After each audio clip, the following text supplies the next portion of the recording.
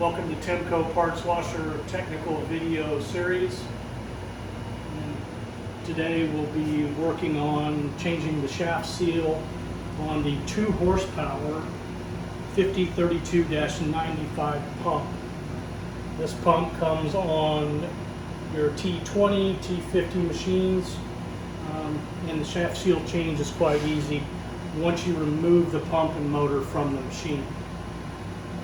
At that point, you simply loosen, and these are pre-loosened, the 5 bolts that hold the housing in place.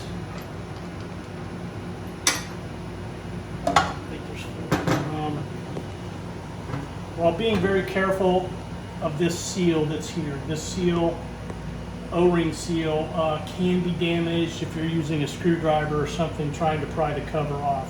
It's best to just try to wiggle it off and it will simply come away. Also remember, when tightening back up, not to over tighten these bolts and break these ears off, or you will ruin your pump. Now this is the impeller for the pump, and there is a nut that is on the end of the shaft. Both this nut and the impeller are threaded and have to be removed from the shaft. They're standard threaded product, so it is left-hand removal of the nut. You may have to use a small impact on that while holding the impeller. This does have a blue Loctite in it and will take a little bit of work to get off.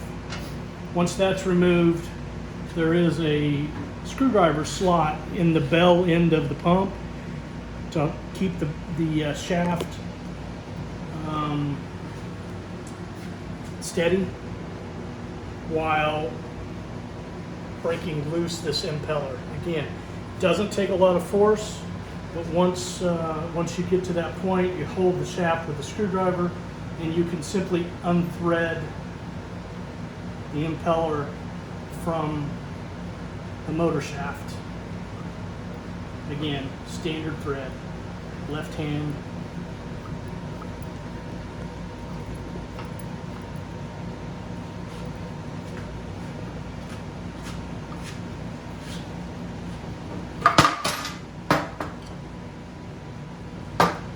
It's very important to pay attention to what comes off of the pump. These small little washers are actually shims. This pump had 2 shims on it. These shims are important to remember that they go back in. You can forget these shims and the pump won't work. At this point, you remove the spring from the shaft seal. This shaft seal is a tight fit on the shaft and does take some persuasion to get off, but it will slide right off of the shaft. Again, set that aside. At this point, there's still a seal back in the back of this pump housing. You can use a number of ways to get it out. The simplest is probably by taking off the entire cast housing from the motor. There's 4 screws, easy to remove. We've removed some of these to speed up the process. But you take that housing off. At this point, you can see the seal in here. You can use a screwdriver and press that seal out. And that's the seal that comes out of the back half of the pump housing.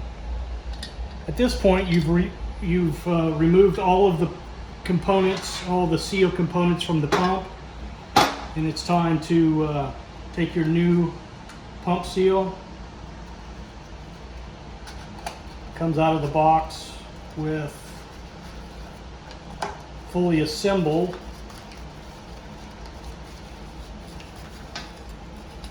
as such. Again, you can see this is the back half separated from this piece of cardboard. This is the piece that will go into the back of the housing that we just removed.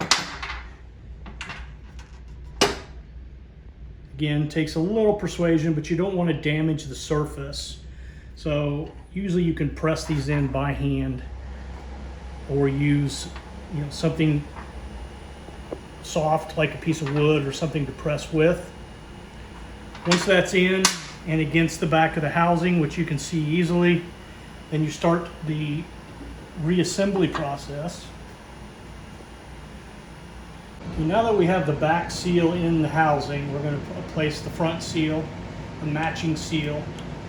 The best way I found to do this, because it is a tight fit, is take a 15/16 deep well socket and just tap it in so it'll go over that shaft. You don't want to pound on it, you don't want to get over aggressive.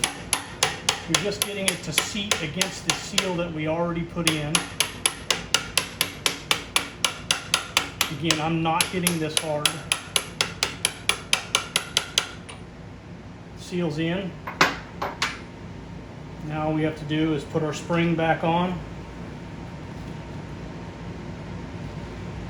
And the impeller. Again, this impeller is very important that you remember these small shims. These shims look like washers, but they're shims, and they're needed to maintain tolerance. So make sure your shims are in place, and simply screw your impeller back on.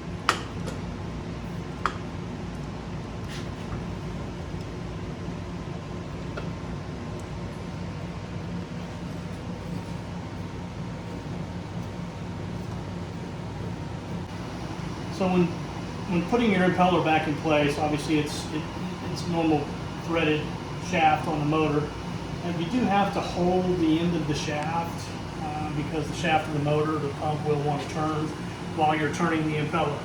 So again, once you hold that in place with a flat-bladed screwdriver, you just simply continue to screw the impeller on until it seats against that hardened step in the shaft. Now the only thing left is simply putting your nut on. Again, standard thread. Right hand, rightsy-tightsy here. And once that's tightened in place, you're going to hold that shaft again with the screwdriver, get your socket, and tighten that shaft nut up. And once we've tightened the nut with our 5/8 socket and secured the other end of the shaft with a screwdriver, the shaft seal is complete and we're done with that step. On this pump, it did have a leak around the casing, so we're going to replace the outside O-ring with this new one. Again, it's Viton O-ring.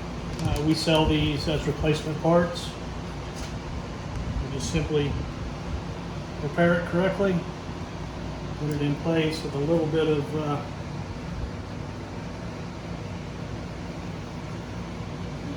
it is ready to go.